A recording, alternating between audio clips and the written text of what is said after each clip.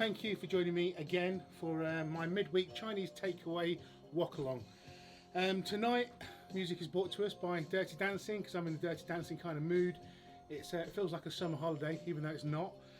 Today's recipe is my king prawn and tomato, which is from my Chinese takeaway cookbook.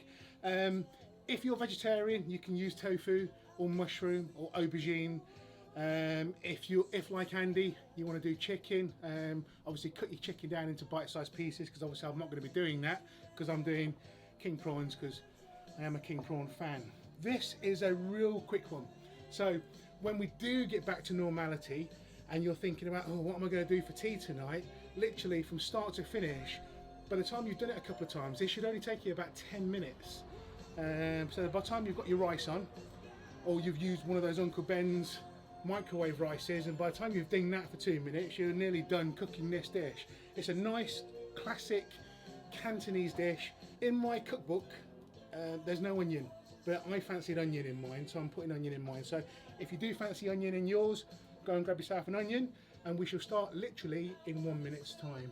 I'm going to quickly run through the ingredients just to make sure that you've got it all, and then we'll prep and then we'll start cooking. Okay, so the star ingredients on my king prawns, these are raw, shelled and deveined. So I don't know if you can see the back of them, the veins have been taken out the back of the digestive tract. Okay, recipe calls for 6 tomatoes. I've got a mixture of large tomatoes and cherry tomatoes. I'm going to put them all in. It's like I say, this is my dish, so you can put whatever, it's your dish, you can put what you want in it. Again, like I said, doesn't call for an onion, but I'm going to put an onion, a whole onion in actually, and I'm going to give the onion time just to cook down.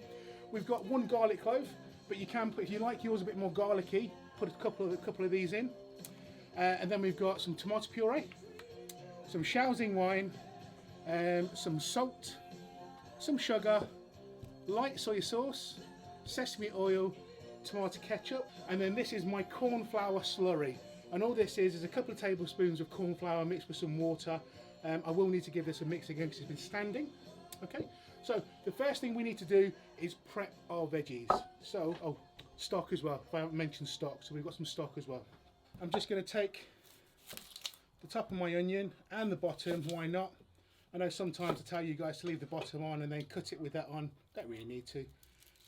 Do it however you like to do it. We're going to chop these into squares, so bite-sized squares. My onions aren't massive, so I'm going to chop this in half, and then I'm just going to chop them into cubes. So that's that done. Same goes for this one. So there's my onion chopped. Garlic clove, easiest way to peel this. If you've got a nice big wide blade like I have, just put your blade on top, point the sharp end down towards your board, and just give it a bit of a crush. This makes it a lot easier for peeling. Now I mentioned this in one of my other cook-alongs. If you like a strong taste of garlic, chop your garlic down into small, really small fine pieces, even grate it. If you want that subtle taste of garlic and something you can pick out afterwards, literally pop it in whole, or just chop it into larger pieces. So the bigger the pieces, the more subtle, and the smaller, the more intense you're going to have. So I'm just going to chop it into 3 pieces like that. That's my garlic done. Now for my tomatoes. Now for the small cherries, I'm just going to chop in half. So just watch your fingers. I won't use that one. Didn't want that one. For the larger ones, I'll probably chop it into 6. So I chop it into half and then into 3 pieces. So 2 chops there. Let's get those into the bowl. So now I know I chop quickly, and I was speaking to a friend of mine the other day, Nathan, and they're trying to cook along and they can't go at the same speed as me because obviously they're trying to weigh things out and others. And also Dan Lamoon, his missus, she likes to weigh everything out, whereas I cook like a Chinaman and we just add and then taste it, and then if it needs a bit more we'll add a bit more in. Whereas Helen, she likes to measure everything out, which is cool, but it's, you know, it's a British way of cooking. Chinese tend to just throw it in and see how you go. So once I've chopped these, I will wait for you. So I've got a few more just to chop. I'll chop that one a bit big, so I chop that one down. The memory I have of this dish is Oylen, who's my elder sister, and I went down to see my nan in Southampton, Eastleigh. At the time, Oylen had this little crappy beige Fiesta, and we drove down to see Nan, and we were supposed to be there overnight, literally just for one night, and the weather came in, and it snowed, and I think the next day we had, you know, some decent snow, but Oylen didn't want to drive home anyway. So we stayed for a couple of days, and I remember going out and buying the ingredients and cooking this at my nan's house, because my nan is a king prawn fan. And so yeah, I think that was one of the first times that I actually remember cooking this dish. Time to get the wok on. Literally, guys, when we start cooking, this is going to be over in like 6 or 7 minutes, okay? And it's only going to take that long because I'm going to cook my onions out a little bit, because I like my onions more cooked. Yeah, I want to try and get that sweetness out of them. So the wok's on. And we'll just give it a minute just to get up to temperature. So I'll have a slurp on my Pepsi. Chill out. This is my first one of the day. Yes, it is my first one of the day. I've been drinking mainly tea and coffee today, and eating stuff that I shouldn't be eating. So yeah, stuff I shouldn't be eating. I've put on half a stone, and it's when you're this big, half a stone's not a lot. Well, it is a lot. But the sheer fact that I dropped 4 stone and now I'm half a stone heavier than I was before lockdown started, I'm mortified, if I'm completely honest. Yeah, I'm not happy. But so, I'm trying to be good, but it's so hard when there's boggle to do all day. You know, there's only so much time you can spend in the office, so much time sitting in the garden. Even when I'm prepping for these things, you know, by the time you've done it, and what am I going to do? And I'm sitting there watching TV, or I'm twiddling my thumbs. And of course I want to just try and keep myself busy, so I'm just scoffing. Oh, it's bad news. Right then, so we have the wok hot. I'm going to add about a tablespoon, 2 tablespoons of oil. I'm doing quite a lot because I'm a big boy. And after everything I said about being six pound heavier or half a stone heavier, it's a nightmare. So there you go. A squeeze of oil. About, if you're at home, do it a tablespoon, 2 tablespoons. Before I get my garlic in, I'm going to get my onions in. And I'm going to let these cook down. You see the wok was hot, you get the sizzle straight away. Remember guys, don't wok unless your wok is hot. How cheesy can you get? I'm going to cook these down for about 2 or 3 minutes. Again, I'm just trying to get that caramelization to get those natural sugars out of the onion. And this is naturally a sweet dish. It's got sugar in it, it's got tomato ketchup, tomato puree, but that just subtle hint of garlic that comes through just elevates it, and you get that sweet and that aromatic. And then we're going to put a little bit of Shaoxing wine in as well, and you get that pungent fermented wine taste. Amazing, really is a good dish actually. Okay, I don't know if you can see in the pan now, my onions are just starting to caramelize. So at this point I'm going to pop in my clove of garlic. You know, actually I'm going to chop it in a bit finer because I just want a bit more hit of garlic. Again, like I said, if you don't like that strong hit of the aromats, keep them large. Otherwise, chop them into really fine pieces and impermeate the entire dish. So I'm just going to give those 20-30 seconds. Once you can start smelling the aromats or that garlic fill the air, I can then start cooking the rest of the dish. Also, I'm cooking on a little camp stove here. If at any time your wok stops sizzling until you get the liquid in, just slow things down and start putting in the ingredients a bit at a time, just so everything gets that heat, because you want to try and sear it.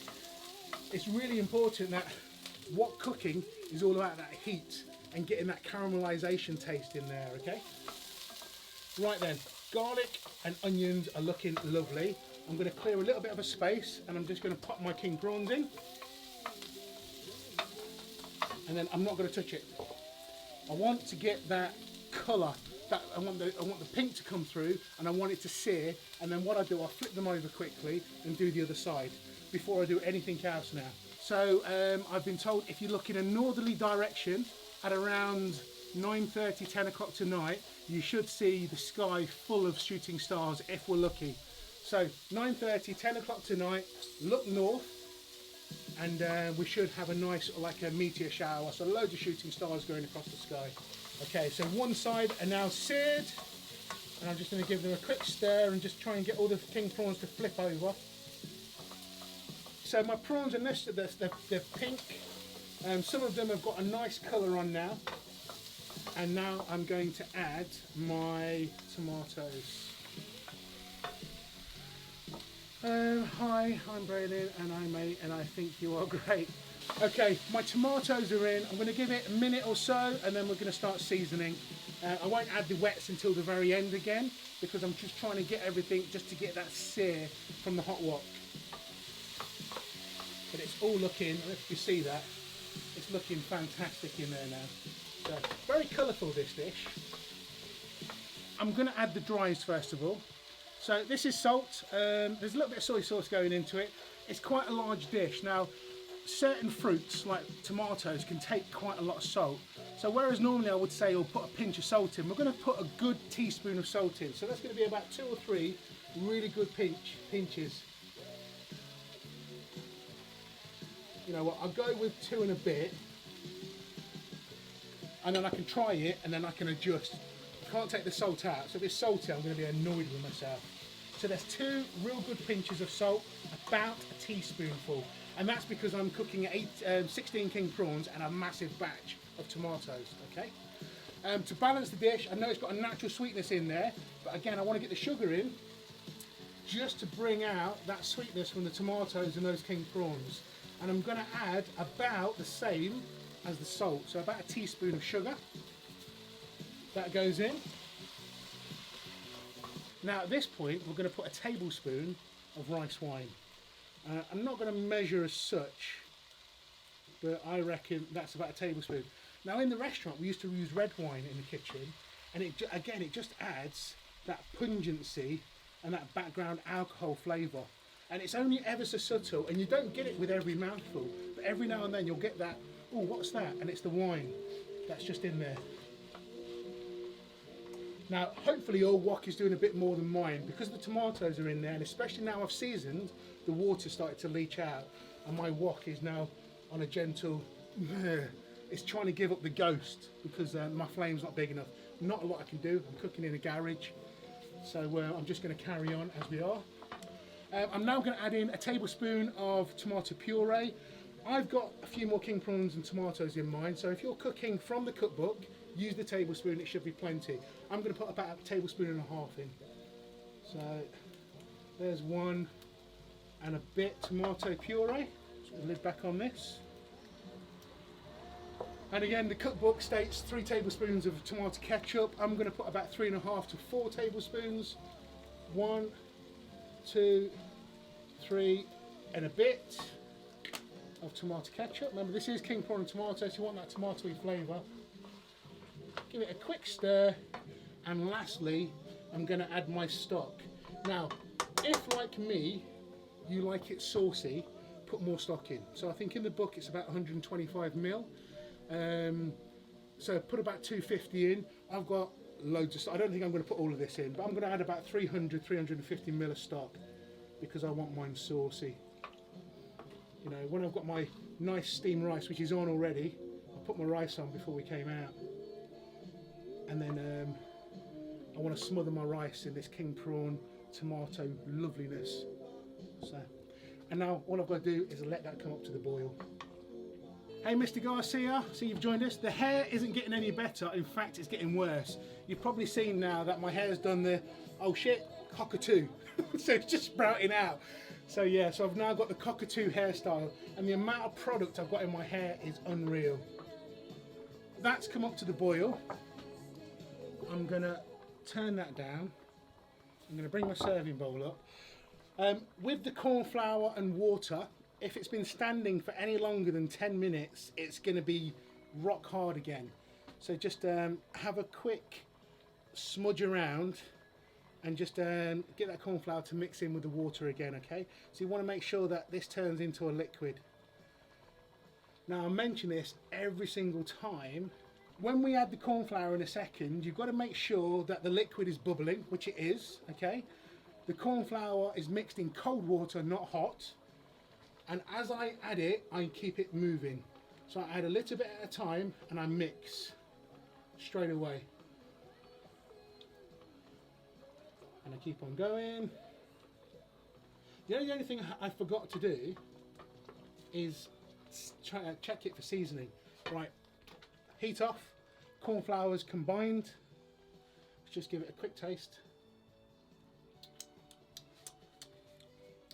You know what? It needs a bit more salt. So I did say, because it needs a bit of salt, so that's about another half a teaspoon, maybe just over a half teaspoon gone in. And because I've added the salt, I'm going to add the sugar. Again, it's all down to preference. And this is why we don't measure, or we do measure. In a cookbook you have to measure, because obviously you're cooking quantities. You can see that I wasn't cooking the quantity in the cookbook. There's enough food here for about 3 people. So, okay, let's just give that a stir around. Perfect. So there's my dinner done. Finish off with a little tiny bit of sesame oil, just for that background seasoning and that nutty note. There's my plate or bowl. You know what? I'm not going to get all of this in there. So if I grab my metal spoon actually. Let's try and make this look pretty for you. I'll attempt it. I'm not fantastic at this, if I'm honest. I am too used to smudging it in a takeaway container, plate it and make it look pretty. Let's get rid of that mark there and that mark there. I do the whole chefy thing. There you have it, guys. King prawns and tomatoes. Hope you have a fantastic night. Go and enjoy your dinner, and stay home, stay safe, and I shall see you very, very soon. Closer. I know, can you see that? Okay, guys, I am going to go. I am going to go and eat. Have a great night. Don't forget, next Wednesday, 12 o'clock for the primary school, Key Stage 1, Key Stage 2, and 6:30 for my midweek Chinese takeaway Wok Along. Have a great weekend, I guess. Oh, remember, 9:30, 10 o'clock, meteor shower. Don't forget it, because it's amazing. Shooting stars filling the sky. See you later, guys.